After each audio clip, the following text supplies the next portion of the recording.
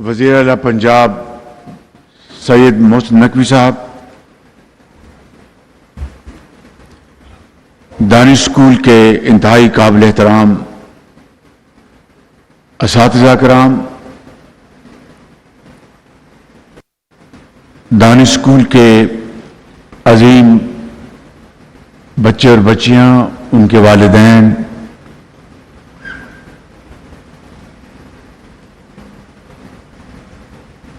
Special assistant government of Pakistan, Punjab government کے officials, انتہائی لائق احترام صحافی بھائی، خواتین و حضرات، مہمان گرامی، السلام علیکم۔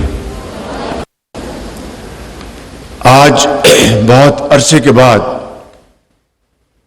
مجھے دانش اسکول کے اور اس قوم کے عظیم ہونہار طلباء و طالبات سے ملاقات کا موقع ملا ہے، اور یہاں پہ جو بچے اور بیٹیاں تشریف لائیں اور اپنی کہانی انہوں نے خود سنائی، وہ بہت موٹیویٹنگ تھی۔ بہت میرا ایمان تازہ ہوا اور یہ جذبہ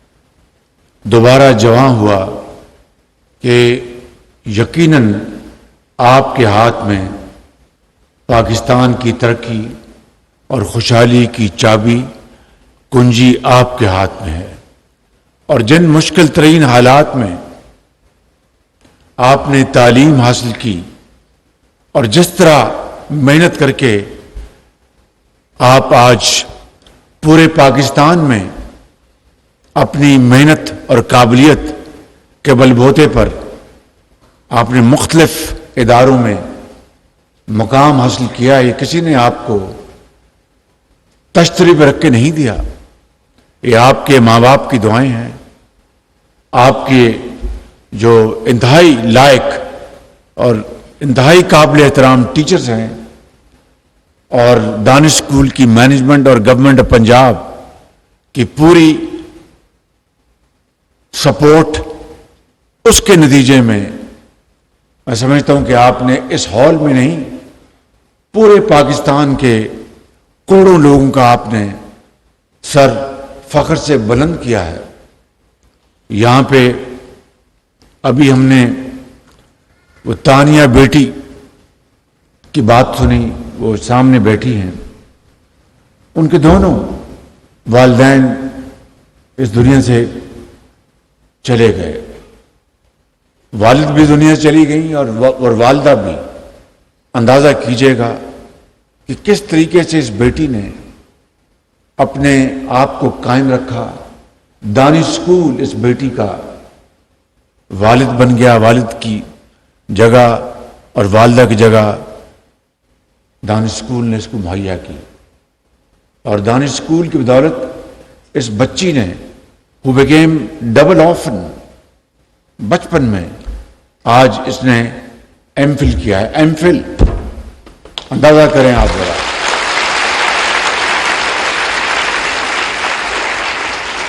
اور ایم فل کیا ہے انگریزی میں۔ کتنی فخر کی بات ہے ہم سب کے لیے، اور میں سمجھتا ہوں کہ جب میں نے دانش اسکول بنانے کا فیصلہ کیا تھا تو شدید مخالفت ہوئی تھی، اشرافیہ نے بھرپور مخالفت کی، سرداروں نے بڑی مخالفت کی، امیروں نے بڑی مخالفت کی کہ شہباز شریف دانش اسکول کے اوپر پیسے ضائع کر رہا ہے۔ یہ ایک دانش اسکول جس قیمت میں بنے گا، اس سے 10 اسکول عام بن جائیں گے۔ تو جب ایچ این کالج بنا تھا تو اس کو تو آپ کو کیوں نہیں خیال آیا تھا؟ جب مرے کالج بن رہا تھا، گارڈن کالج بن رہا تھا، لارنس کالج بن رہا تھا، تو اس کو تو آپ کو کیوں نہیں خیال آیا؟ اب آج دانش اسکول کی بات ہو رہی ہے، اس کی بنیاد رکھی جا رہی ہے، جہاں پر اور ان بچوں کے لیے، قوم کے ان عظیم بیٹوں اور بیٹیوں کے لیے جو انتہائی ذہین ہیں، انتہائی قابل اور محنتی ہیں، ان کے اوپر ایچ این کالج کے لوہے کے دروازے بند ہیں ان کے اوپر، اس لیے وہ کسی سردار کا بیٹا نہیں ہے، کسی امیر کا بیٹا نہیں ہے۔ وہاں پر سردار اور افسران اور وزیروں اور کبیروں اور وزیر اعظم اور گورنروں اور صدور کے بیٹے جاتے ہیں، لیکن دانش اسکول ان بچوں کے اوپر مکمل طور پر، یہ ایچ این کالج اور اس طرح کے دوسرے اسکول پورے پاکستان میں بند تھے۔ تو میں نے کہا کہ مجھے ان کی مخالفت کی کوئی پرواہ نہیں، اور اللہ کا نام لیا، اور پورے جنوبی پنجاب کے دور افتادہ علاقوں میں جہاں پر ٹیلے تھے، جہاں پر ریتلی زمین تھی، کچھ نہیں تھا، وہاں پر دانش اسکول ہم نے بنائے اللہ تعالیٰ کے فضل و کرم سے۔ اور آج دیکھ لیجئے گا کہ کتنی ایک اعتماد کے ساتھ یہ بیٹیاں یہاں پر بات کر رہی تھیں۔ وہ جو بچی جو اب پیکجز میں ہے، اس بیٹی کا کیا نام اس کی؟ مقدس۔ اب دیکھیے کہ ان کی 4 بہنیں ہیں، اور ان کی والدہ اس دنیا میں نہیں ہے، انجینئر بن گئی۔ ابھی مجھے ایک بچہ یہاں ملا، مجھے اس نے ہاتھ ملایا، اس کا نام ہے کیپٹن سعید، وہ فوج میں ہے۔ تو مجھے آپ بتائیے کہ یہ دانش اسکول بنا کر میں نے کوئی گناہ کیا؟ میں سمجھتا ہوں کہ میرا بس چلے تو پورے پاکستان میں ہزاروں دانش اسکول بنا کر اس کو ہم عظیم بنائیں گے انشاءاللہ۔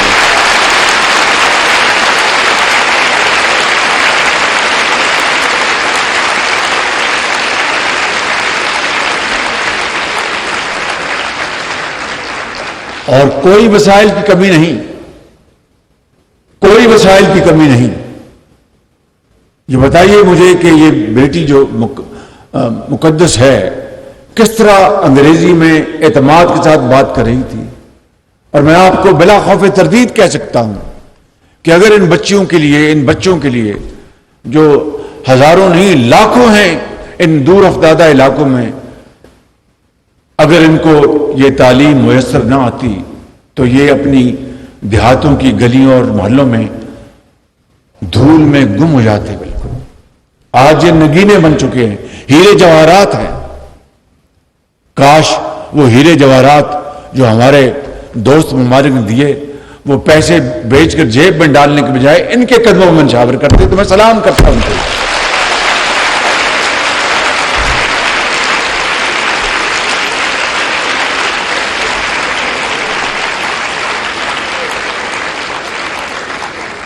کاش وہ 50 ارب 190 ملین پاؤنڈ وہ فراڈ کے ذریعے سپریم کورٹ کے اکاؤنٹ میں جمع نہ ہوتا، اور وہ پاکستان کے خزانے میں آتا، اور اس سے پورے ملک میں دانش اسکول بنائے جاتے، تو میں اس حکومت کو سلام کرتا کہ انہوں نے اس قوم کے لیے بہت بڑا کام کیا ہے۔ لیکن میں سمجھتا ہوں کہ کس طریقے سے اس قوم کو بے دردی سے دھوکہ دیا گیا، ایک جھوٹ پر مبنی ایک بیانیہ بنایا گیا، اور سب کو چور اور ڈاکو بنایا گیا، اور ملک کو کنگال کر دیا گیا۔ لیکن پریشانی کی کوئی بات نہیں۔ اب اس بچی کے لیے جو تانیہ بیٹی ہے، اور یہ بچہ جی انعام اللہ، اب مجھے کیا پتا تھا کہ 10-15 سال بعد یہ بچہ ڈاکٹر بن جائے گا، اور ویٹنری یونیورسٹی میں عزت کے ساتھ وقار کے ساتھ رزق حلال کمائے گا۔ اور یہ ایک انعام کی کہانی نہیں، یہ دانش اسکولوں اور سینٹرز آف ایکسلنس 50,000 بچے جو ہیں اور بیٹیاں اس قوم کی اس تعلیم سے مستفید ہو رہی ہیں۔ اور میں سمجھتا ہوں کہ اس کے لیے ہمیں جتنی بھی ہم کوشش کریں وہ کم ہوگی، کیونکہ تعلیم کے بغیر کوئی قوم ترقی نہیں کر سکتی۔ ابھی میں نے 4 دن پہلے میری بات ہوئی میرے بھائی جو صدر ہیں UAE کے محمد بن زائد صاحب سے، اور میں نے ان کا شکریہ ادا کیا کہ آپ نے ہمیں اس مشکل وقت میں آپ نے ہمیں بچایا اور $1 ارب کا آپ نے اسٹیٹ بینک میں پیسہ جمع کرایا اور اس طرح ہمارا IMF کا پروگرام بنا سعودی عربیہ کی مدد سے اور چین کی مدد سے. آپ مجھے بتائیں کہ ٹھیک ہے ان کے پاس تیل ہے اور اللہ ان کو مبارک کرے اور دے ان کو, لیکن کیا یہ دانش اسکول کے عظیم سکالرز یہ کسی بھی اثاثے سے کم ہیں؟ اگر اس قوم کے بچوں اور بچیوں کو یہ مواقع ملے کہ ان کے لیے تعلیم کے حصول کے لیے وسائل مہیا کریں, تو اگر ہم نے اس قوم کے وسائل کو برباد کرنا ہے, میں نے آپ کو یہ 2 مثالیں بتائیں, مگر اس سے پہلے بات بڑھانے سے پہلے میں انتہائی شکر گزار ہوں وزیر اعلیٰ پنجاب محسن نقوی صاحب کا اور IG پنجاب کا کہ انہوں نے قوم کی اس بیٹی تانیہ کے لیے ابھی مجھے یہ ان کی تقرری کا آرڈر دیا ہے, بیٹی آپ کو گورنمنٹ آف پنجاب میں آپ کو جاب دے دیا گیا, یہ آئیے.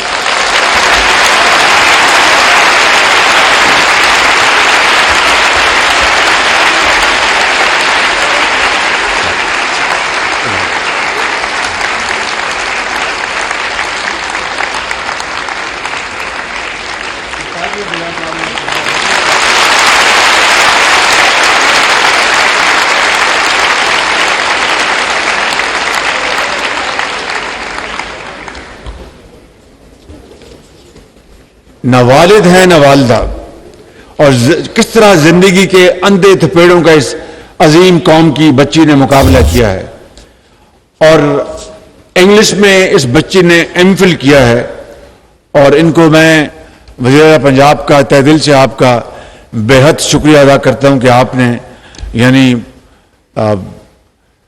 مجھے بھی آپ نے کئی میل پیچھے چھوڑ کے اور محسن نقوی اسپیڈ سے آپ نے کام کیا ہے.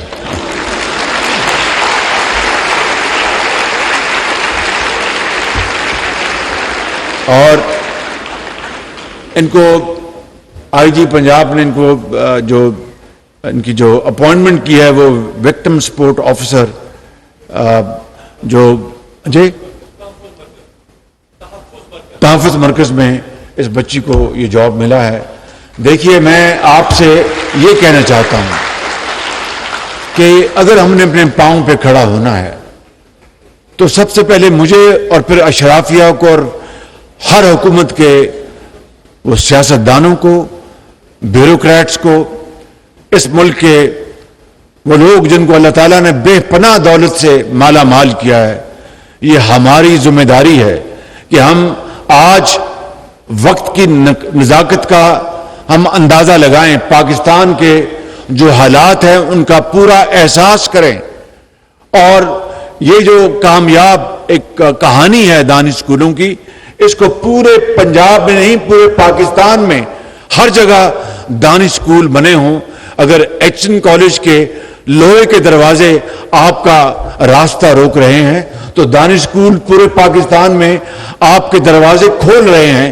اس کے لیے وسائل کی کوئی کمی نہیں, صرف کمی ہے تو will to do.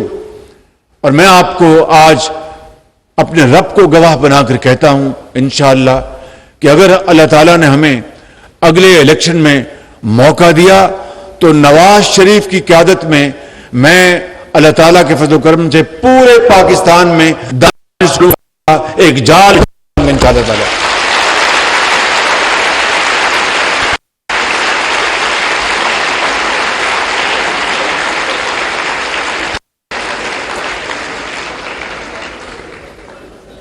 Leap top کے بارے میں جی بیٹا کیا بات جی آپ دانش اسکول سے ہیں؟ دو بھائی مائک دو بیٹا, وہیں سے بات کر لیں بیٹا, مائک دے دو مائک.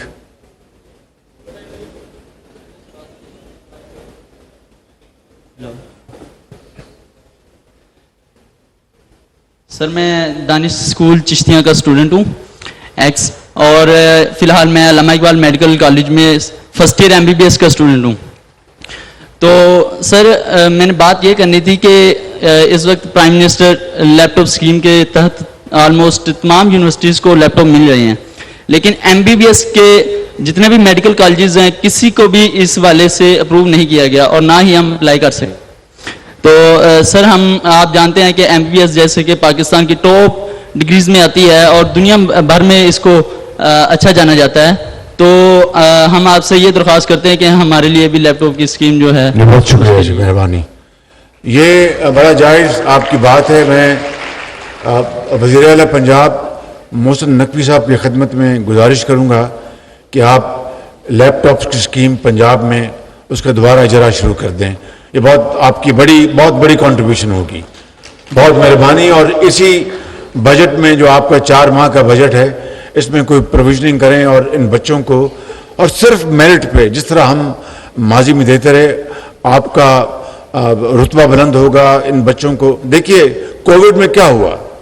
کووڈ میں جو مجھے یہ تانا ملتا تھا کہ میں بچوں کو لیپ ٹاپ رشوت کے طور پر دے رہا ہوں, کووڈ کے زمانے میں ان بچوں نے ان لیپ ٹاپ کے ذریعے اپنی تدریس جاری رکھی, تعلیم جاری رکھی, اور پھر آج لاکھوں بچے اس پاکستان کے اندر لیپ ٹاپ کے ذریعے فری لانسر بن گئے اور اپنا عزت کی, اپنا رزق حلال کما رہے ہیں اور دنیا میں اپنا وہ نام کما رہے ہیں. تو اس لیے میں وزیر اعلیٰ پنجاب سے گزارش کروں گا کہ مہربانی کر کے میں نے آپ کی سفارش ان کو پہنچا دی ہے, جائز آپ کی سفارش, انشاءاللہ وہ اس کے اوپر فل فور ایک پلان بنائیں گے.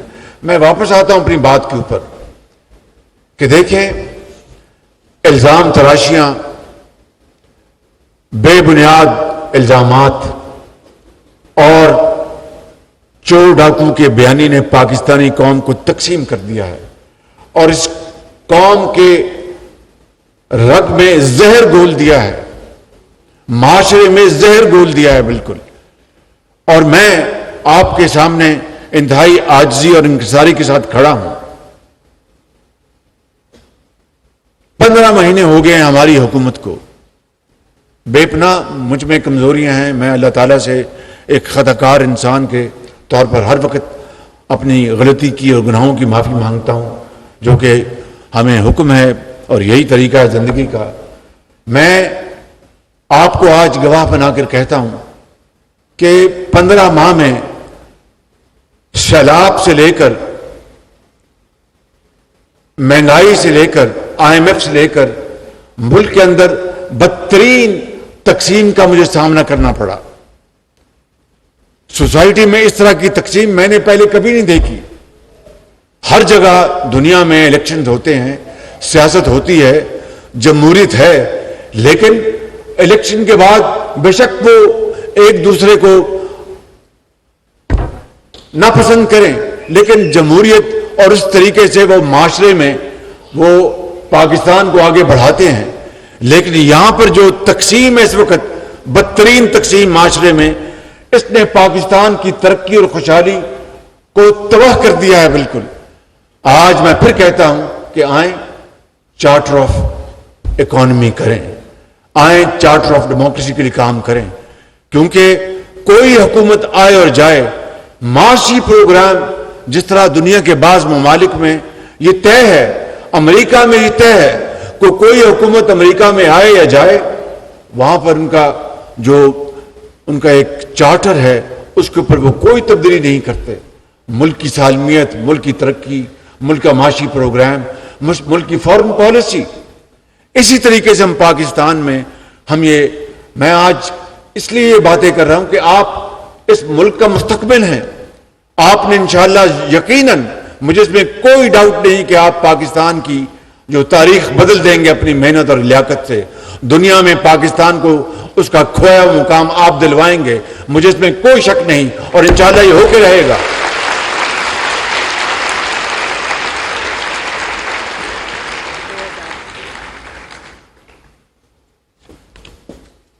تو اس لیے چارٹر آف اکانومی, یہ صحافی محترم بھائی میرے سامنے بیٹھے ہیں, اس کے اوپر بات کریں, قوم کو اس کے اوپر لے کے آئیں. اب دیکھیے کہ میں جانتا ہوں کہ کس طرح IMF کے ساتھ ہم نے منتیں کر کے یہ پروگرام کیا ہے. لوگ کہتے تھے کہ بعض لوگ کہتے تھے جناب پاکستان IMF کا پروگرام نہ بھی ہوا تو پاکستان ڈیفالٹ نہیں کرے گا. خدا کرتا کہ ایسا نہ ہوتا, لیکن ڈیفالٹ اگر نہ بھی کرتا تو IMF کے پروگرام کے بغیر وہ ہماری ایک مجبوری بن گیا تھا. ہمارا ڈالر کے ساتھ روپے کا تعلق کیا ہوتا, روپیہ کہاں جا رہا ہوتا, ڈالر کہاں جا رہا ہوتا, اسٹاک ایکسچینج کہاں جا رہا ہوتا, اور تمام دنیا کے جو ملٹی لیٹرل جو فائنینشیل انسٹیٹیوشن ہیں انہوں نے اپنے دروازے ہم پہ بند کر دینے تھے. آلریڈی پہلے ہی جو امپورٹس ہماری ہیں انڈسٹری اور صنعت اور زراعت کے لیے, اس میں ہم نے اس کو کم کیا ہوتا تھا تاکہ ڈالر بچائیں. اگر IMF کے ساتھ پروگرام نہ ہوتا تو ہمیں امپورٹس اور کم کرنی پڑتی ڈالر بچانے کے لیے. اس سے پھر کیا ہوتا, صنعتوں کی چمنیوں سے دھواں نکلنا بند ہو جاتا, مزدور بے روزگار ہو جاتے, ہماری ایکسپورٹس پروڈکشن وہ زمین بوس ہو رہی ہوتی. ایک عجیب نیا ایک بحران پیدا ہونا تھا جس کا کوئی اندازہ نہیں کر سکتا. اور سب سے بڑھ کر مجیب الرحمان شامی نے قیامت تک مجھے کہنا تھا کہ شہباز شریف کے دور میں ڈیفالٹ ہوا. نیازی صاحب نے قیامت تک مجھے کہنا تھا کہ شہباز شریف کے دور میں ڈیفالٹ ہوا. جب میں اس دنیا میں سے چلے جاتا تو میری قبر پہ کتبہ لگتا کہ جناب تمہارے دور میں ڈیفالٹ ہوا. تو یہ ڈیفالٹ اگر خدا نہ خواستہ ہوتا تو یہ 15 مہینے کا نتیجہ تھا نہیں, یہ 75 سال کا قصہ ہے. یہ 75 سال کا قصہ ہے جس میں پولیٹیکل اور ملٹری ڈکٹیٹرشپ سب نے اس میں حصہ ڈالا, اور اشرافیہ کا سب سے بڑی ذمہ داری اشرافیہ کی ہے. تو میں یہ کہنا چاہتا ہوں کہ آج ہمیں ہوش کے ناخن لینے چاہیے. اللہ تعالیٰ کا بے پایاں فضل و کرم ہے کہ IMF کا پروگرام ہو گیا, ڈیفالٹ کا خطرہ ختم ہو گیا. لیکن اب ہمیں, اور میں اس کو بریدنگ سپیس کہتا ہوں, بریدر ہے یہ, بریدر یعنی سانس لینے کا موقع ملا ہے. اب ہمیں اس کو کنورٹ کرنا ہے ایک بہت بڑی اپرچونٹی میں. وہ تبھی ہوگا کہ ایک ویژن کہ ہم نے اپنی صنعت کو کس طرح آگے لے کے جانا ہے, ہم نے اپنی زراعت کو کس طرح آگے لے کے جانا ہے, ہم نے ان ڈاکٹرز کو. اب دیکھیے اس قوم کی یہ عظیم بیٹی MPhil کر لیا دانش اسکول اور پھر یونیورسٹی میں گئی, MPhil کر لیے انگلش میں, جاب نہیں مل رہی اس کو. آج اگر یہ پروگرام نہ ہوتا تو نہ جانے زندگی کے اندھے تھپیڑے اس کا مقدر ہوتے. اور یہ کوئی, میں سمجھتا ہوں کہ کوئی فیور کی بات نہیں, یہ کوئی احسان نہیں, اس کا حق تھا. اشرافیہ کے بچے اور بیٹیاں وہ تو دنیا کی بہترین یونیورسٹیوں میں نارتھ امریکہ میں اور جنوبی فرانس میں پڑھ سکتے ہیں. اشرافیہ مجھ سمیت یہ سیاستدان اور بڑے بڑے عہدوں پر, بڑی بات سنیں ذرا غور سے پلیز, بڑے بڑے عہدوں کے اوپر جو موجود ہیں وہ حکومت کے خرچے کے اوپر اپنے بچوں اور بچوں کا علاج باہر کرا سکتے ہیں, مگر غریب کے بچے کو جعلی دوائی ملے اور وہ ہسپتال میں دم توڑ جائے دوائی اور علاج کے بغیر. یہ قائد کا پاکستان نہ تھا نہ ہے. اور اقبال نے جو پاکستان کے لیے جو کچھ کہا یہ اس کی بالکل نفی ہے. اور جو لاکھوں شہید جو قبروں میں ہیں جنہوں نے پاکستان کے جو خون دیا ان کی روحیں تڑپ رہی ہیں. میں سمجھتا ہوں کہ آج ہمیں ہوش کے ناخن لینے چاہیے, آج ہمیں اپنے گریبانوں میں جھانکنا چاہیے.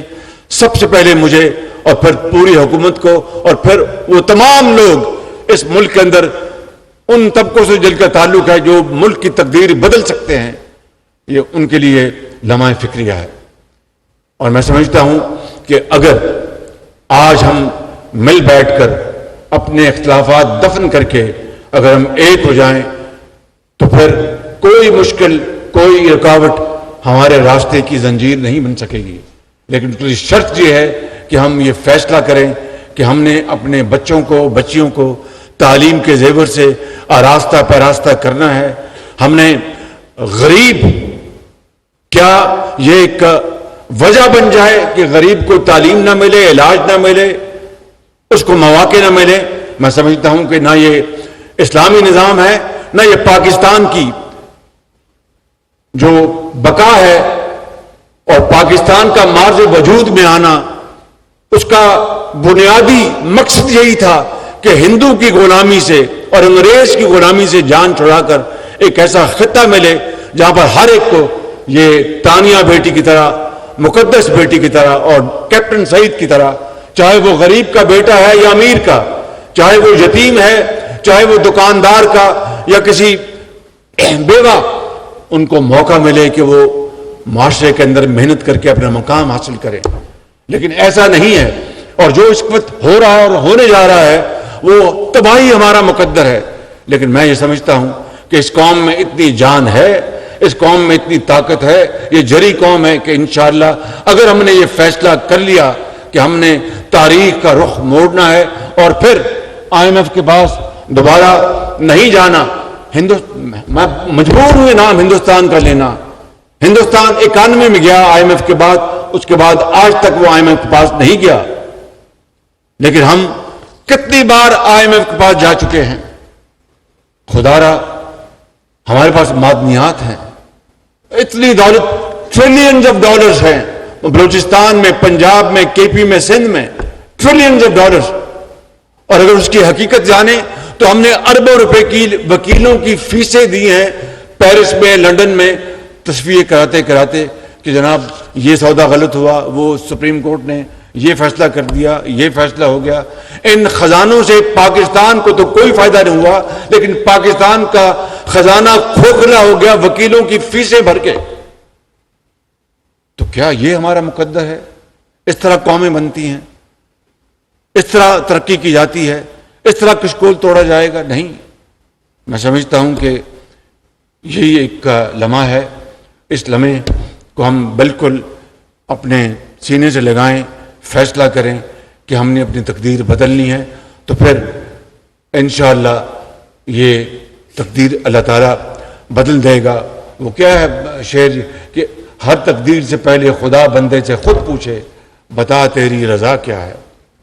خودی کو کر بلند اتنا, خودی کو کر بلند اتنا کہ ہر تقدیر سے پہلے خدا بندے سے خود پوچھے, بتا تیری رضا کیا ہے. یہ تانیہ, یہ ہے اس کی مثال.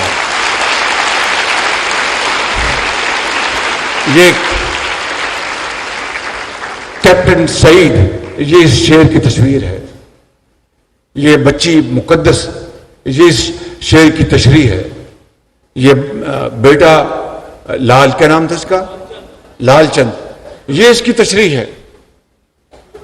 جنہوں نے محنت کی اور مشکلات کا مقابلہ کیا, حکومت نے اپنی حقیر خدمت کی. تو میں سمجھتا ہوں کہ میں اپنی بات اسی پر ختم کروں گا کہ آئیں, مل بیٹھیں, پاکستان کو عظیم بنائیں اور غربت, افلاس, جہالت کو دفن کریں اور اپنا کھویا ہوا مقام حاصل کریں. اور بخدا یہ ممکن ہے, یہ ناممکن نہیں. صرف فیصلہ کرنا ہے کہ آئیں اور آگے بڑھیں اور اتحاد اور اتفاق قائم کریں. پاکستان, پاکستان, قائد اعظم